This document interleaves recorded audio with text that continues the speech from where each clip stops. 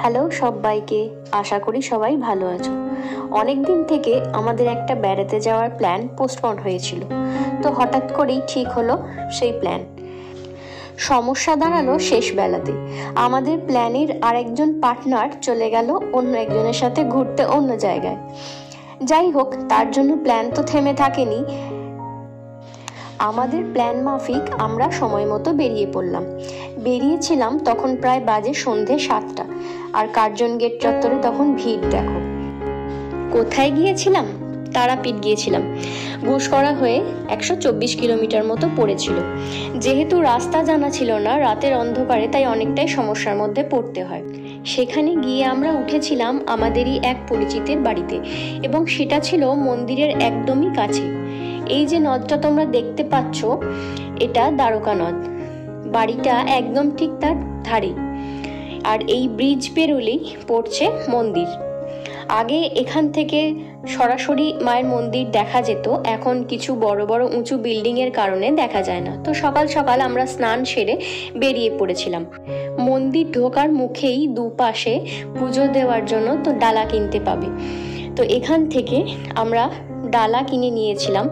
আর যদি কেউ বাড়ির জন্য কোনো জিনিসপত্র কিনতে চাও, মায়ের মূর্তি, মায়ের চরণ, আরও অনেক রকমের সামগ্রী, কাঁসার, পিতলের বিভিন্ন রকমের জিনিস এখানে তোমরা এখান থেকে সংগ্রহ করতে পারবে। মন্দির খোলে ভোর 5টায় এবং খোলা থাকে রাত্রি 10টা পর্যন্ত। বিশেষ কোনো তিথিতে এলে এখানে এতটাই ভিড় যে ঢোকা অসাধ্য হয়ে পড়ে। আর এখানে এলে অবশ্যই চা খেতে ভুলবেন না, এখানকার বিখ্যাত চা। মন্দিরে পুজো দেওয়ার জন্য বেশ কয়েকটি লাইন রয়েছে, তার মধ্যে সাধারণ line, VIP line, VVIP line ইত্যাদি। কিছু মূল্যের বিনিময়ে সেখানে মায়ের পুজো দেওয়ার ব্যবস্থা করা হয়। যেহেতু আমরা আমাদের পরিচিত স্থানীয় একজনের সূত্রে সেখানে গিয়েছিলাম, তো সেখানে পুজো দেওয়াটা আমাদের জন্য খুব সহজ হয়েছিল। তা না হলে লম্বা লাইনে দাঁড়িয়ে কখন মায়ের দর্শন পাওয়া যেত তার কোনো ঠিক ছিল না। পুজোর ডালা কিনে আমরা সরাসরি এগিয়ে গেলাম মায়ের মন্দিরের দিকে। তারাপীঠ পশ্চিমবঙ্গের বীরভূম জেলার রামপুরহাট শহরের কাছে অবস্থিত একটি পবিত্র তীর্থক্ষেত্র এবং পাগলা সন্ন্যাসী বামাখ্যাপার জন্য প্রসিদ্ধ। তিনি তারাদেবীর পুজোতে জীবন উৎসর্গ করেছিলেন। মন্দিরের কাছেই আটলা গ্রামে তার আশ্রম। সতীর তৃতীয় নয়ন বা নয়নতারা এই গ্রামে পড়ে এবং প্রস্তরীভূত হয়। ঋষি বশিষ্ঠ এই রূপটি দেখে সতীকে তারারূপে পুজো করেন। অপর আরেকটি কিংবদন্তি অনুসারে সমুদ্র মন্থনের সময় উত্থিত হলাহল বিষ পান করার পর বিষের জ্বালায় শিবের কণ্ঠ জ্বলতে শুরু করে। এই সময় তারাদেবী শিবকে আপন স্তন্যপান করিয়ে তার জ্বালা নিবারণ করেন। আমরা যে মূর্তিটি ধাতব দেখতে পাই তার পিছনেই রয়েছে আসল শিলামূর্তি। এছাড়াও মন্দির প্রাঙ্গণে রয়েছে আরও কয়েকটি মন্দির: ষষ্ঠী মাতা মন্দির, বিষ্ণু মন্দির, বামদেব মন্দির, জীবিত পুকুর ইত্যাদি। পীঠস্থানগুলির মধ্যে তারাপীঠ একটি সিদ্ধপীঠ, অর্থাৎ এখানে সাধনা করলে সাধক জ্ঞান, আনন্দ ও সিদ্ধি বা অলৌকিক ক্ষমতাপ্রাপ্ত হন। আরও অনেক কাহিনী লোকমুখে শোনা যায়। সেই থেকে তারাপীঠ মন্দিরে শিশু শিবকে স্তন্যপানরতা মূর্তি দেবী তারা পূজিত হয়ে আসছেন। এই মূর্তিটি একটি 3 ফুট উঁচু ধাতব মূর্তির মধ্যে রাখা থাকে। দর্শনার্থীরা সাধারণত এই ধাতব মূর্তিটি দর্শন করে থাকেন। সব থেকে আনন্দের বিষয়, আমরা মায়ের চরণ ছুঁয়ে পুজো দিতে পেরেছিলাম। বাইরের মূর্তিটি সারি জড়ানো অবস্থায় ফুলের মালায় ঢাকা থাকে। তারাপীঠে শিব চন্দ্রচূড় হিসাবে পূজিত। এটি প্রতিষ্ঠা করেন জয়দত্ত বণিক নামে এক বণিক পরিবারের সন্তান। মায়ের মন্দির দর্শনের পর আমরা চলে গেলাম সেই ঐতিহাসিক তারাপীঠ মহাশ্মশানের উদ্দেশ্যে। সেখানে ঢুকেই প্রথমে দেখতে পাবে শ্মশান ভৈরব। এছাড়াও সেখানে রয়েছে বামাখ্যাপার সমাধি মন্দির এবং মায়ের চরণ যুগল, যেখানে তোমরা পুজো দিতে পারবে। আমরা সরাসরি সেই দিকে এগিয়ে গেলাম।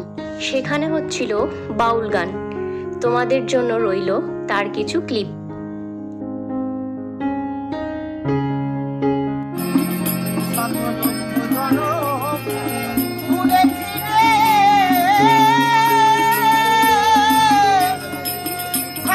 মানব জনা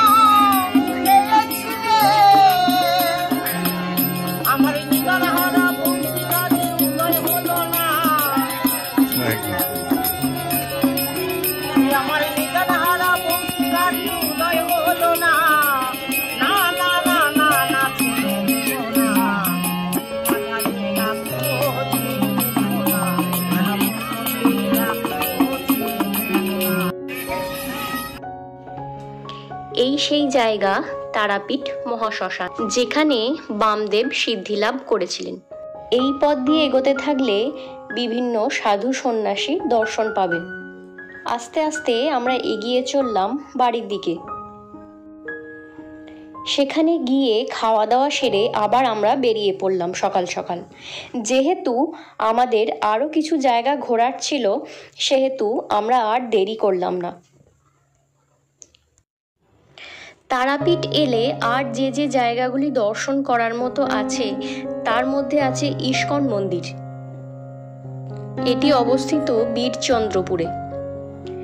ইস্কন মন্দিরটি তৈরি হয়েছিল পুরীর জগন্নাথ মন্দিরের অনুকরণে।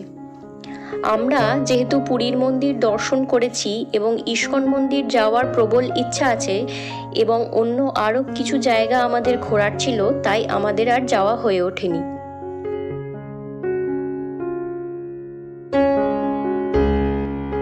তারাপীঠ ঘুরতে এলে আর যে যে জায়গাগুলি দর্শনীয় আছে, তার মধ্যে রয়েছে প্রভু বাঁকারায়ের মন্দির এবং একচক্র মন্দির।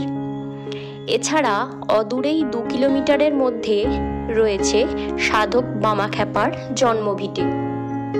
সেখানে তার ব্যবহার সামগ্রী, বিভিন্ন জিনিস, তার বাড়ি সংরক্ষণ করা হয়েছে। এখানেই আমরা তারাপীঠ ভ্রমণের গল্প শেষ করলাম। আবার আসবো পরবর্তী পার্ট নিয়ে। ততক্ষণ সঙ্গে থেকেও আর কেমন লাগলো অবশ্যই জানিও। টাটা। আর অবশ্যই চ্যানেলটি সাবস্ক্রাইব করতে ভুলো না।